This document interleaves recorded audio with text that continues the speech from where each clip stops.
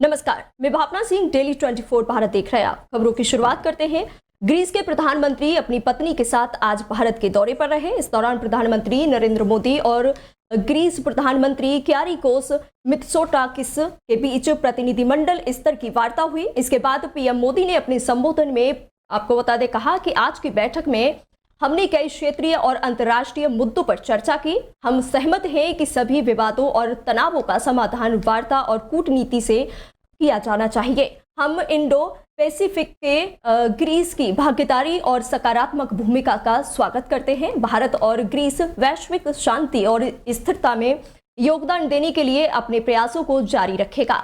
आगे पीएम मोदी ने कहा कि हमने दोनों देशों के रक्षा उद्योग और आपस में जोड़ने पर सहमति जताई है। आतंकवाद के खिलाफ लड़ाई में भारत और ग्रीस की चिंताएं और प्राथमिकताएं समान हैं। हमने इस क्षेत्र में अपने सहयोग को और अधिक मजबूत करने पर विस्तार पूर्वक चर्चा की है। सीतापुर में श्री श्री जगदम्बा राजेश्वरी मंदिर के प्राण प्रतिष्ठा महोत्सव में उत्तर प्रदेश के मुख्यमंत्री योगी आदित्यनाथ शामिल हुए।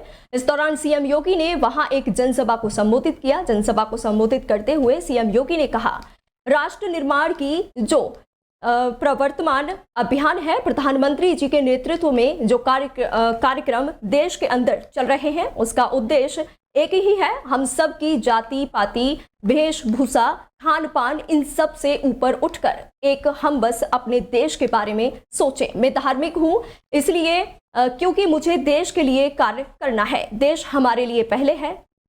दिल्ली की सीमाओं पर पिछले काफी दिनों से डटे किसान आज एक बार फिर से राजधानी दिल्ली की ओर कूच करने की कोशिश कर रहे हैं। इस बीच पुलिस और सुरक्षा बल पूरी तरह से अलर्ट मोड पर है। इस दौरान किसान और पुलिस के बीच एक बार फिर से झड़प हो गई। हरियाणा पंजाब के शंभू बॉर्डर पर मौजूद किसानों को आगे बढ़ने से रोकने के लिए पुलिस ने आज एक बार फिर से आंसू गैस के गोले दागे। ड्रोन के जरिए किसानों पर आंसू गैस के गोले दागे गए। पुलिस की तरफ से आंसू गैस के गोले दागने के बाद वहां भगदड़ मच गई। किसानों में आज 11 बजे दिल्ली में प्रवेश का ऐलान किया था, जिसके बाद किसान बॉर्डर से आगे बढ़ने की कोशिश कर रहे थे। पुलिस ने उनको आगे बढ़ने से रोकने के लिए बल प्रयोग किया। बता दें कि करीब 14,000 किसान 12,000 ट्रैक्टर्स के साथ दिल्ली में धावा बोलने की तैयारी में हैं। लेकिन पुलिस नहीं चाहती है कि इस बार 2021 जैसी कोई भी चूक हो। पिछले विरोध मार्च से सबक लेते हुए पुलिस ने इस बार सुरक्षा व्यवस्था में पुख्ता इंतजाम किए हैं। जगह जगह पर सुरक्षा बलों को तैनात किया गया है और किसानों की हर एक हरकत पर नजर रखी जा रही है। पश्चिम बंगाल का संदेश खाली मामला सुर्खियों में बना हुआ है। ये मामला सुप्रीम कोर्ट तक भी पहुंच चुका है और इस मामले ने सबको हैरान करके रख दिया है। संदेश खाली की महिलाओं ने टीएमसी के दिग्गज नेता शेख शाहजहां पर उत्पीड़न का आरोप लगाया है। इसके बाद पुलिस टीएमसी नेता की तलाशी कर रही है। इस पर आपको बता दें, बीजेपी नेता रविशंकर प्रसाद ने अपना बयान दिया है।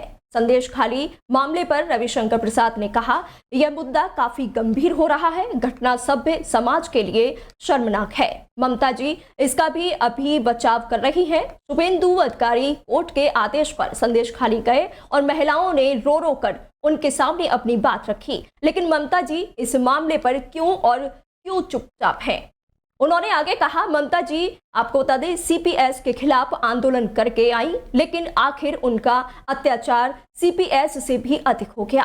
आपको बता दें, उन्होंने कहा कि एसआईटी सवाल कर रही है या फिर उन्हें बेइज्जत कर रही है। बाकी पार्टियां भी इस पर खामोश क्यों है? आगे बीजेपी नेता ने कहा कि सीपीएम ने औपचारिक बयान नहीं दिया है और राहुल गांधी चुप क्यों हैं? चंडीगढ़ की घटना पर सभी बोल रहे हैं, लेकिन इस पर चुप क्यों हैं?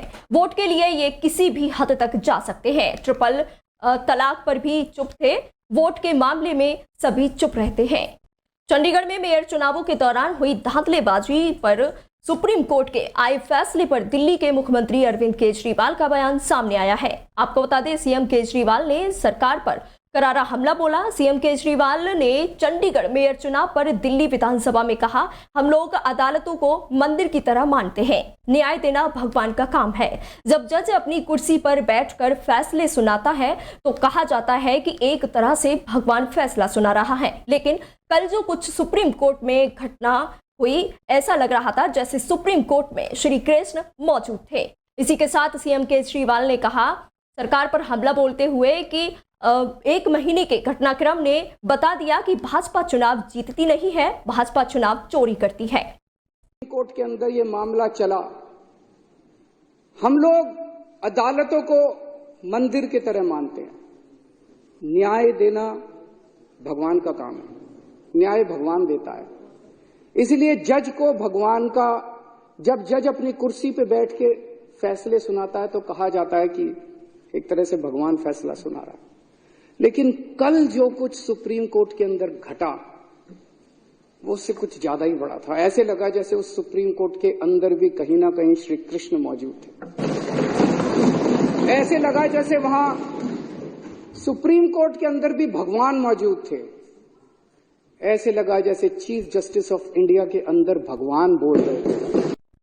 समाजवादी पार्टी प्रमुख अखिलेश यादव ने राहुल गांधी की भारत जोड़ो न्याय यात्रा में शामिल होने को लेकर बयान दिया है। अखिलेश यादव ने राहुल गांधी की यात्रा में शामिल होने को लेकर कहा, अंत भला तो सब भला। इसी के साथ उन्होंने गठबंधन को लेकर बड़ा बयान देते हुए कहा कि गठबंधन होगा। वहीं अखिलेश यादव ने सीट शेयरिंग को लेकर कहा कि कोई विवाद नहीं है। आपको बता दें, उत्तर प्रदेश में इंडिया गठबंधन में अहम हिस्सा रखने वाली पार्टी सपा और कांग्रेस के बीच उत्तर प्रदेश में होने वाले लोकसभा चुनावों को लेकर सीटों के बंटवारे को लेकर दोनों पार्टी सपा और कांग्रेस के बीच सहमति नहीं बन पा रही थी और इस मुद्दे पर दोनों पार्टी के बीच एक लंबे समय से विवाद चल रहा था, जिसके बाद आज सपा प्रमुख अखिलेश यादव का बड़ा बयान सामने आया है। वहीं चंडीगढ़ मेयर चुनावों पर सुप्रीम कोर्ट के बयान पर उन्होंने कहा कि सुप्रीम कोर्ट से जो संदेश आया, जिस तरह से बातें हम सबने सुनी है, सोचिए क्या ये चुनाव हो रहा है? क्या बीजेपी वोटों को नहीं लूट रही है? ये बीजेपी दल नहीं है, एक गैंग टाइप बनकर काम कर रहा है। अंत भला तो सब भला, क्या समझे? तो क्या माना जाएगा? आप समझदार हो? गठबंधन होगा या सीट शेयरिंग को लेकर होगा? विवाद छिड़ा हुआ है। कोई विवाद नहीं है, आपके सामने सब चीजें साफ हो जाएंगी बहुत जल्दी। माननीय सुप्रीम कोर्ट से जो संदेश आया है, जो जिस तरह से बातें हम और आपने देखी और सुनी है, सोचिए क्या ये चुनाव हो रहा है? क्या भारतीय जनता पार्टी वोट को नहीं लूट रही है? ये भारतीय जनता पार्टी दल नहीं है, एक गैंग टाइप बन करके काम कर रहा है।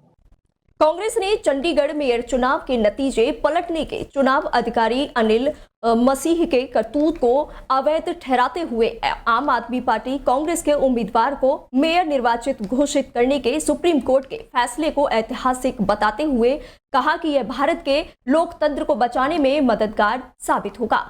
कांग्रेस अध्यक्ष मल्लिकार्जुन खड़गे ने सोशल मीडिया एक्स पर कहा, सुप्रीम कोर्ट ने लोकतंत्र को निरंकुश भाजपा के जहरों से बचाया है, जो गंदे चुनावी हेरफेर का सहारा लेती थी। चंडीगढ़ मेयर चुनावों में संस्थागत तोड़फोड़ मोदी शाह की लोकतंत्र को कुचलने की कुटिल साजिश का एक छोटा सा हिस्सा मात्र है। सभी भारतीयों को हमारे संविधान पर इस हमले का सामूहिक रूप से मुकाबला करना चाहिए। AIMIM प्रमुख असदुद्दीन ओवैसी का बयान सामने आया है। असदुद्दीन ओवैसी ने सपा प्रमुख अखिलेश यादव पर निशाना साधते हुए कहा, अखिलेश यादव ने बीजेपी के खिलाफ 2014, 2017, 2019 और 2022 का चुनाव हारा। 2022 के चुनाव में सपा को इतने मुस्लिम वोट मिले कि उन्हें पहले नहीं मिले थे। उसके बावजूद वो बीजेपी को नहीं रोक पाए, फिर भी हार गए। इसी के साथ ओवैसी ने आगे कहा, और कितने चुनाव सपा हारेगी। पश्चिम बंगाल का संदेश खाली इस समय चर्चाओं में बना हुआ है। संदेश खाली की महिलाओं ने टीएमसी नेता पर गंभीर आरोप लगाए हैं। इसे लेकर लगातार विपक्षी नेता संदेश खाली पहुंच रहे हैं और पश्चिम बंगाल की सीएम ममता बनर्जी पर जमकर निशाना साध रहे हैं।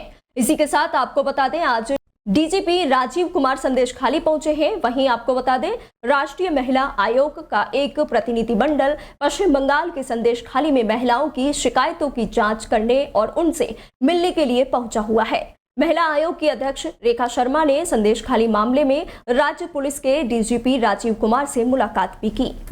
दिल्ली के द्वारका सेक्टर 10 में एक इमारत की चौथी मंजिल पर भीषण आग लग गई। घटना की सूचना मिलते ही 4 फायर ब्रिगेड की गाड़ियां मौके पर पहुंची और कड़ी मशक्कत के बाद आग पर काबू पा लिया गया। बताया जा रहा है कि गैस लीक होने की वजह से ये भीषण आग लगी थी। वहीं आग के दौरान घर में 2 महिलाएं मौजूद थीं जो बालकनी से कूद गईं, जिसमें एक 83 साल की बुजुर्ग महिला की मौके पर ही मौत हो गई और दूसरी महिला गंभीर रूप से घायल है। जिसे इलाज के लिए अस्पताल में भर्ती कराया गया है।